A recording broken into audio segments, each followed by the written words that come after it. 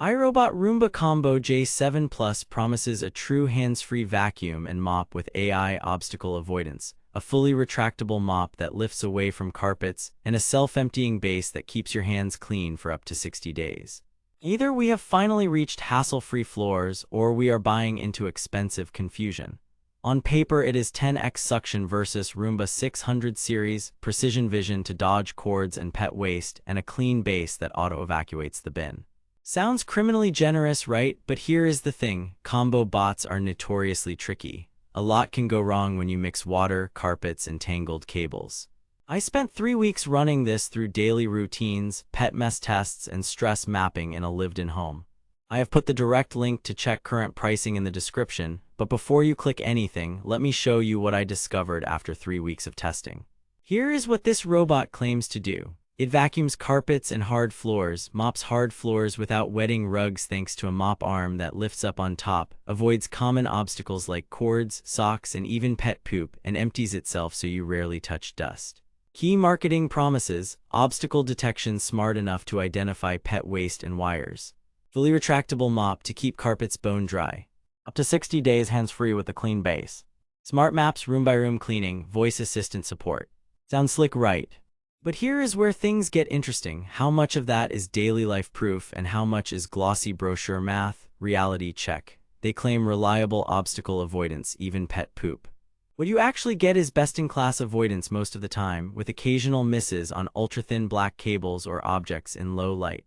Evidence. Across 15 runs, it avoided 2 fake pet waste props and a real hairball perfectly, but twice nudged a loose USB-C cable and once misclassified a shiny sandal strap. Better than most competitors, but not perfect. They claim a fully retractable mop that keeps carpets dry. What you actually get is a clever design that physically lifts the pad onto the robot's back when it senses carpet. Here is why that matters. Unlike drag mops that barely lift a few millimeters, this design eliminates damp rug edges. In practice, I never found a wet carpet line, even on high-pile rugs. The catch? It is still a passive mop with no downforce. Dried coffee rings and sticky spills needed manual pre-treat.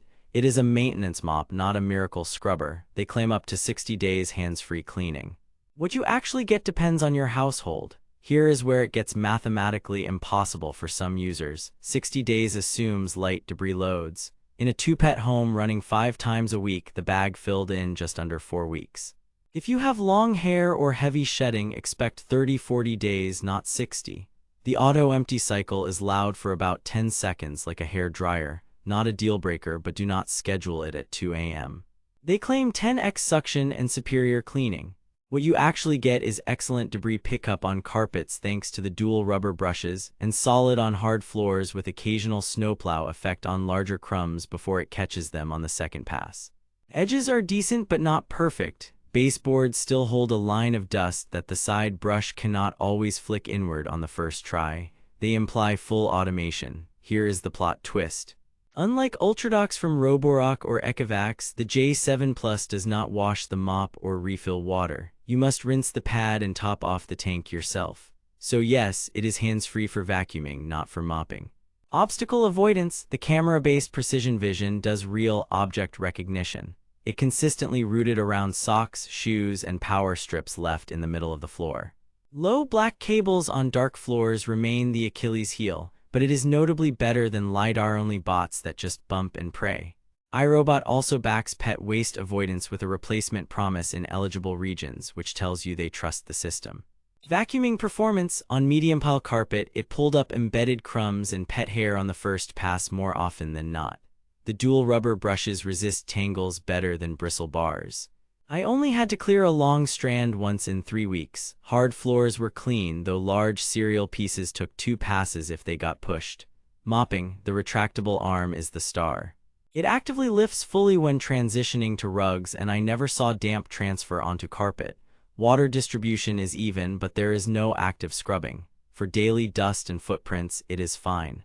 For dried sauce or sticky juice, you will still need elbow grease.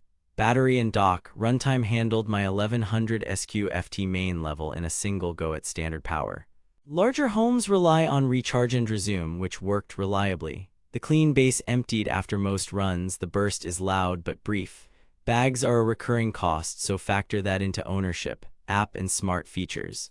Mapping took one exploratory pass to nail down rooms. The app is polished, room targeting, no-go zones, object-based cleaning, and seasonal updates. Voice commands via Alexa and Google worked, but I still prefer using the app for precision. Here is what nobody tells you: if you want truly hands-off mopping, this is not it.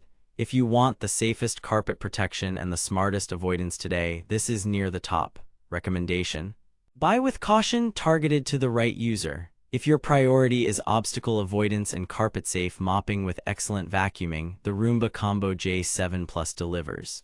Pros: class-leading avoidance, genuinely retractable mop, strong carpet pickup, best-in-class app, reliable recharge and resume.